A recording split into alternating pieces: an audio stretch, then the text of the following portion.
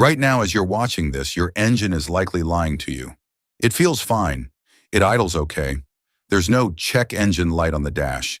But deep inside the intake, a single sensor, no bigger than your pinky, is silently suffocating your horsepower, nuking your gas mileage, and slowly shortening your engine's life. Most people wait for a warning light. By then, it's too late. You're already looking at a $2,000 repair bill for catalytic converters or fuel injectors. But what if I told you that 40% of the failed engines in shops today don't need parts? They just need a 10-minute cleaning of a component most mechanics won't even mention. Today, we are stripping away the mystery. We've narrowed it down from dozens of sensors to the top 5 engine killers. We're going to show you exactly how they fail, why your mechanic might be misdiagnosing them, and how you can fix the number 1 culprit for under $10. Number 5, the crankshaft position sensor. Think of this as the engine's inner clock. If this sensor is dirty or failing, your engine is literally running blind. It sits millimeters away from the flywheel, reading magnetic pulses to tell the computer exactly where every piston is. But here's the catch. It lives in a world of metallic debris and burnt oil. Over time, it collects beards of metal shavings. The symptom. Your car cranks for 5 seconds before starting, or worse, it just dies randomly at a stoplight and then starts back up like nothing happened. Most shops will tell you it's a dying fuel pump, $600. In reality, you might just need to wipe the metal shavings off the sensor tip. That's a hidden fix that saves you a fortune. Number 4 isn't actually a sensor, it's the ghost in the machine. The connectors and wiring harness. You can buy the most expensive Bosch or Denso sensor in the world, but if the plastic plug connecting it has even a microscopic layer of green crust, corrosion, the signal is garbled. The ECU, the car's brain, gets confused and starts throwing phantom codes. This is where the parts cannon happens. People swap the sensor, the light stays on. They swap the computer, the light stays on. All because of a loose ground wire or a $5 can of electrical contact cleaner. Always check the path before you blame the part. Number 3, the throttle position sensor, or TPS. This is a wear item that acts like the volume knob on an old radio. You know how when an old radio gets dusty, the volume crackles when you turn it?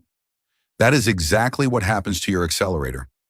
Most of your driving happens in the first 10% of the pedal's travel. Commuting, highway cruising. Because of this, the sensor develops dead spots in that specific zone. The symptom: jerky acceleration or a stumble when you try to pass someone. It feels like a transmission slip, but it's actually just a sensor sending a 0 voltage signal for a split second, making the engine think you took your foot off the gas. Number 2 is the most expensive one to ignore: the oxygen lambda sensor. This is the only thing standing between you and a failed emissions test or a melted catalytic converter. It lives in the literal fire of your exhaust, checking if the mixture is rich, too much gas, or lean, too much air. But here is the silent killer part. O2 sensors don't usually just die. They get lazy. A lazy sensor still works, so it doesn't trigger a dashboard light, but it reacts too slowly. The ECU ends up dumping extra fuel into the engine just in case. You lose 15% of your fuel economy instantly. If you're wondering why your gas tank doesn't last as long as it used to, this is your prime suspect. We've reached number 1, the sensor that is responsible for more wasted money at repair shops than almost anything else: the mass airflow sensor, or MAF. Inside this sensor is a platinum wire thinner than a human hair. It's heated to a specific temperature. As air rushes past it, it cools the wire down. The computer measures how much electricity it takes to keep that wire hot. That's how it knows how much air is entering the engine.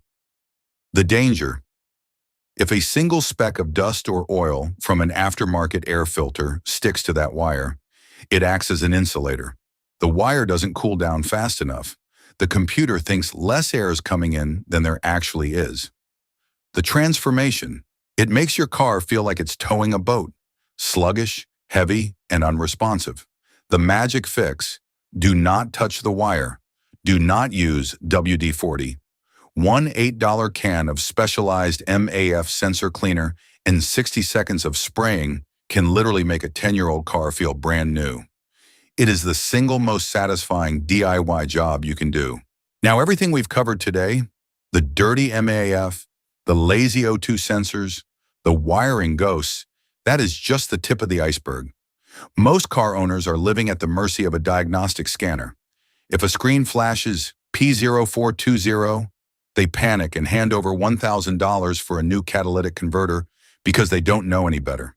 But here's the truth the industry hides. The system is designed to make you replace parts, not fix problems. I've spent years documenting the exact data hacks that professional shops use to save themselves thousands while charging you full price. I've finally stripped away the gatekeeping and put everything into one place. The master mechanic. This isn't a textbook, it's a tactical shortcut. One single tip in this guide, like that 60-second MAF fix, pays for the book 10 times over before you even finish your first cup of coffee. Don't let a plastic sensor or a greedy quote dictate your bank account. Take control of your machine. Click the link in the description, and I'll see you inside the guide.